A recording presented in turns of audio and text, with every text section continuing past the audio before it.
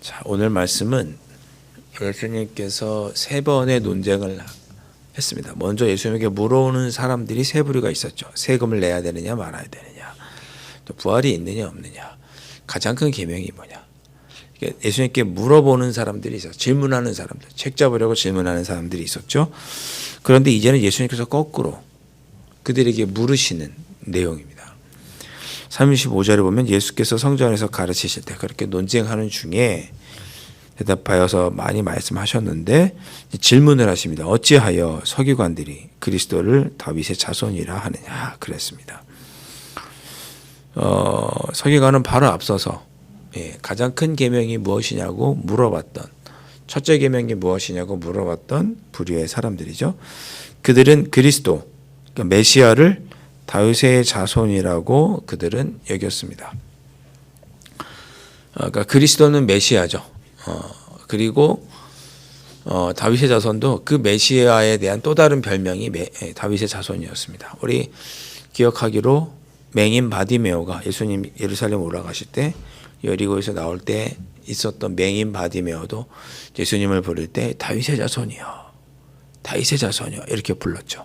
그러니까 그거는 메시아요, 메시아요, 그리스도요, 그리스도요 이렇게 부르는, 당시에 그리스도는 다윗의 자손이다 이렇게 같다고 하는 공식이 이렇게 생각이 있었어요.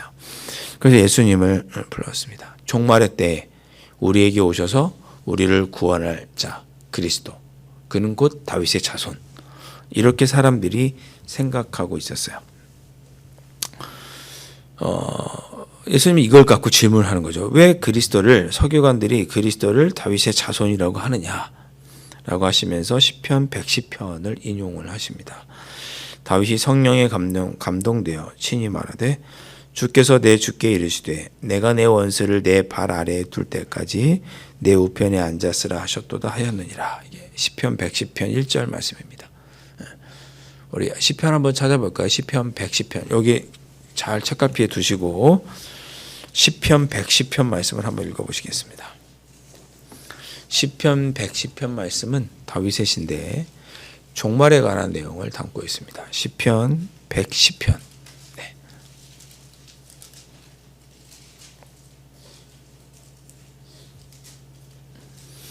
제가 시편 110편 1절을 보시면 여러분 눈으로 보세요.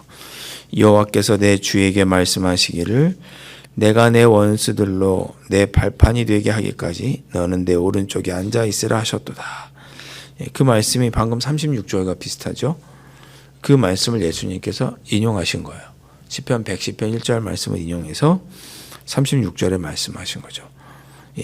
여기서 이렇게 나옵니다. 이게 다윗의 시인데 시편 110편에 다윗의 시인데 여호와께서 내 주에게 말씀하시기를 이렇게 말씀합니다.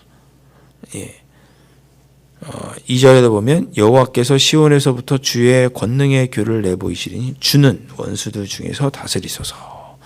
3절에 주의 권능의 날에 주의 백성이 거룩한 옷을 입고 즐거이 헌신하니 이렇게 나옵니다. 그래서 주의 권능의 날, 주님께서 심판하실 날, 하나님께서 심판하시는 날 주님의 백성이 이렇게 계속 주님을 이야기합니다.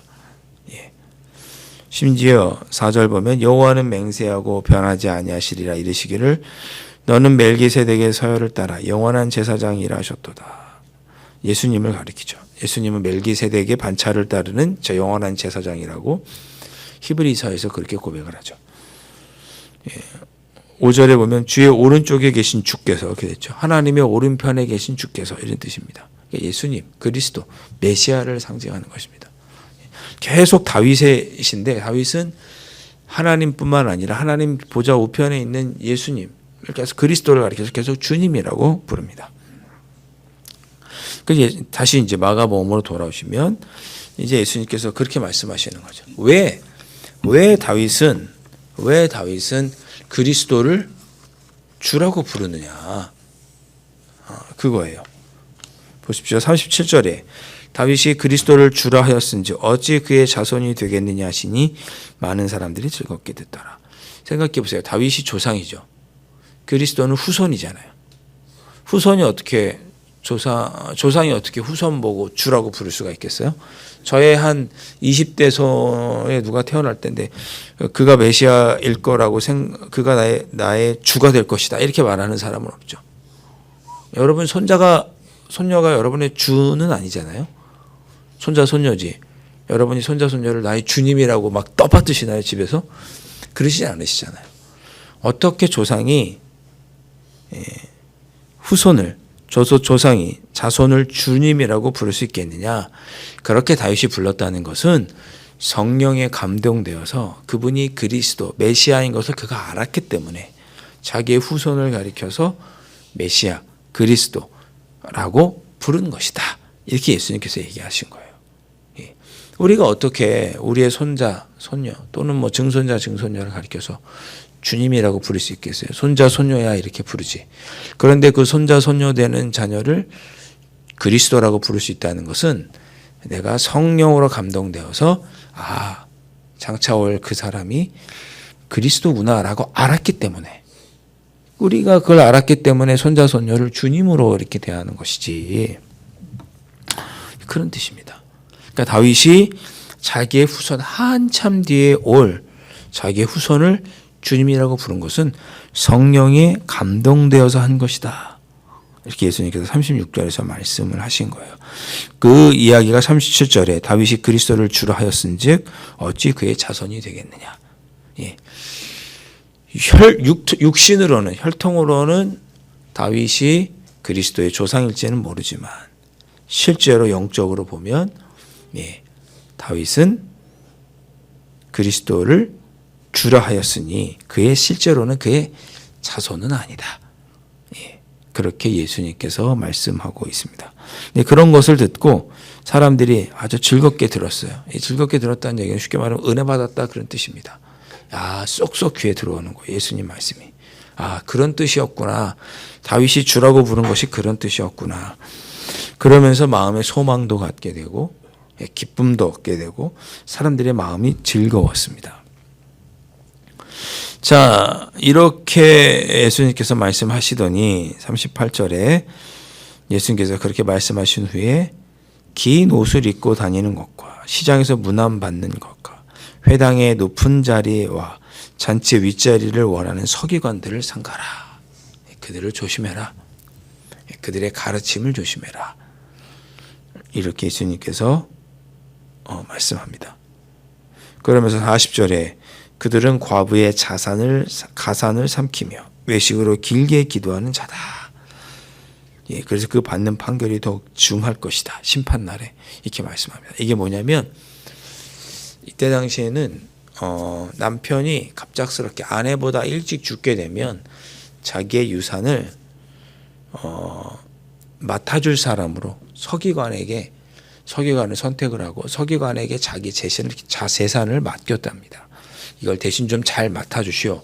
우리 아내가 이제 제가 죽고 나면 과부가 될 텐데 혼자 이렇게 살게 될 텐데 힘들고 어려우니 대신 우리 서기관께서 재산을 잘 관리해주고 우리 아내가 잘 지낼 수 있도록 돌봐주면 좋겠습니다. 라는 의미로 자신의 재산을 서기관에게 맡기곤 했습니다.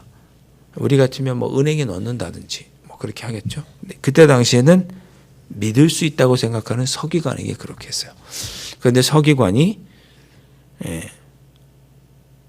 그것을 이용해서 그 돈을 이렇게 뒤로 횡령하는 일들도 종종 있었습니다. 그래서 자신은 믿을 만한 사람이고 나에게 돈을 맡겨도 되는 나는 그런 거룩한 사람이라는 티를 내는 게 뭐냐. 길을 가다가 서서 기도도 하고 거룩한 긴 옷을 입고 다니고 잔치에 가면 높은 자리에 앉으면서 나는 이런 사람이야. 믿을 수 있는 사람이야.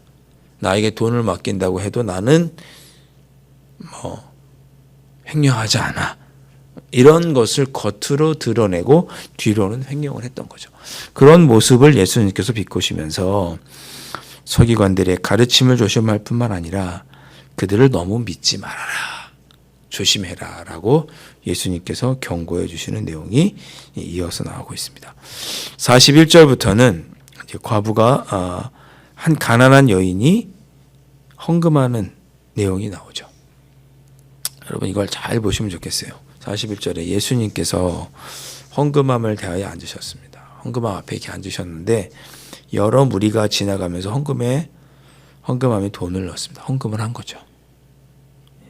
그런데 한 가난한 과부는 와서 2렙돈 곧 한 고드란트를 넣었습니다. 고드란트는 로마 화폐고요. 2렙돈 곧 한 고드란트를 넣었습니다. 이 렙돈, 히브리 돈으로 이 렙돈은 가장 작은 화폐의 단위였어요. 그래서 이 2렙돈을 학자들이 말하기를 딱 한 움큼에 한 주먹에 이렇게 딱 쥐었을 때 딱 요만큼 나오는 밀가루를 살 수 있는 돈이 바로 2렙돈이었습니다. 제가 생각을 해봤어요. 겨우 한 끼 먹을 수 있는 밀가루. 라면 하나 값 정도 되겠구나. 한 500원 정도? 예. 이 가난한 과부는 와서 헌금하며 500원을 헌금을 한 거죠. 41절에 보면 여러 부자들은 돈을 많이 넣었습니다. 그러나 이 여인은 500원 정도. 한 끼 겨우 먹을 수 있는 돈 넣었습니다.